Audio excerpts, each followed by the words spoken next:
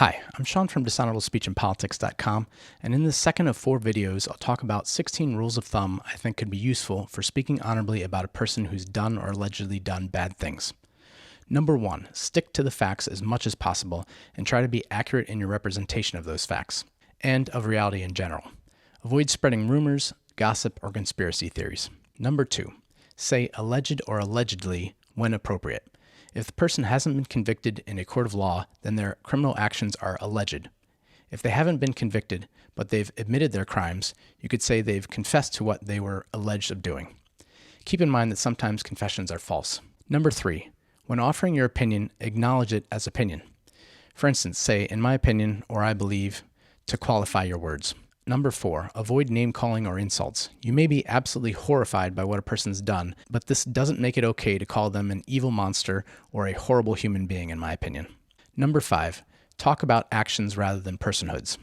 This involves avoiding dehumanizing terms that may effectively say, this person's bad and they deserve everything bad that could happen to them. In my opinion, examples of dehumanizing terms are murderer and liar. You could say instead that they've committed murder or they've told lies because they're still a human being doing the action, even if it's bad. Number 6, avoid oversimplification, such as saying the person is just like some other person who's done bad things.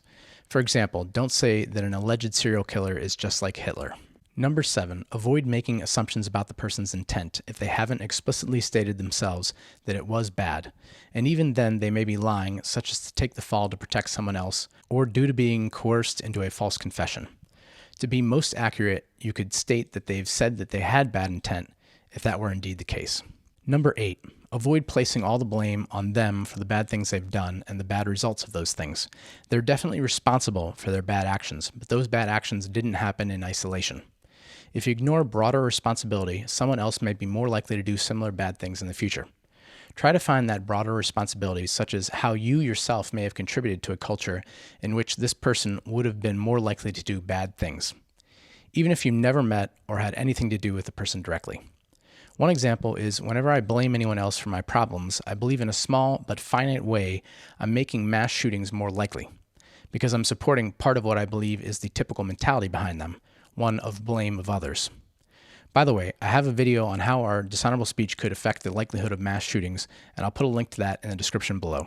Number 9, don't talk about how upset the victims or alleged victims are as if it were an ultimate measure of the badness of the person's actions or alleged actions.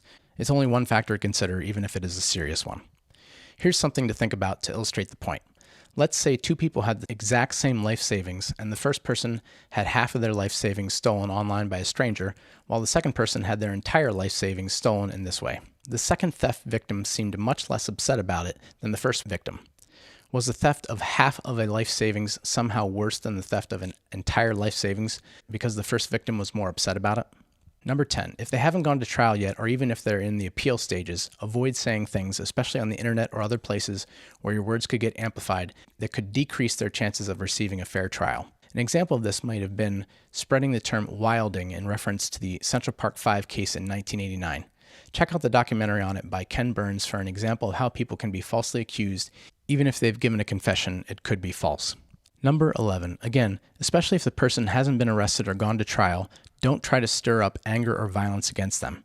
Speaking honorably, by my definition, involves supporting love over hate, and this includes not trying to motivate the justice system or someone outside the justice system to act based upon fear, anger, or hate. If you want true justice, I believe it's best to focus on your love of justice rather than your hate of injustice.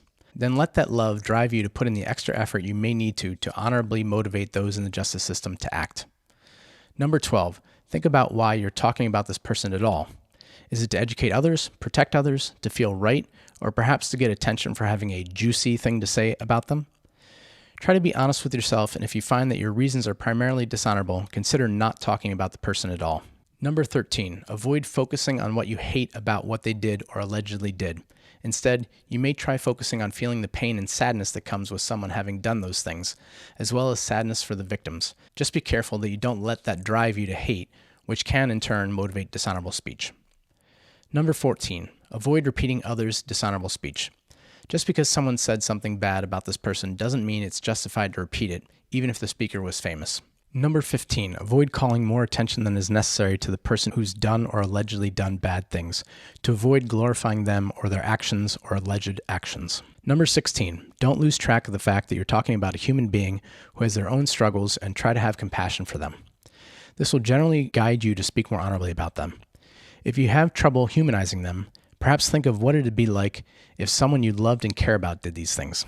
Wouldn't you still want to treat them as a human being? I hope this list of 16 rules of thumb helps you speak more honorably when it's necessary to talk about someone who's done or allegedly done bad things.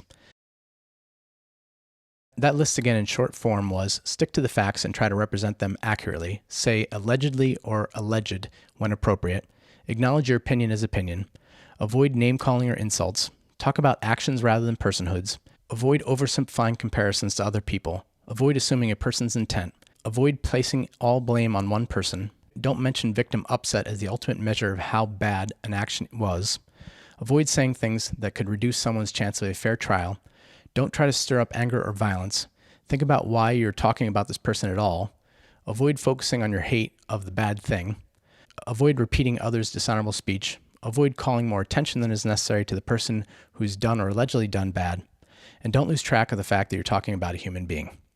If you found this video useful and would like to see more like it, please subscribe to my channel, and thank you for watching.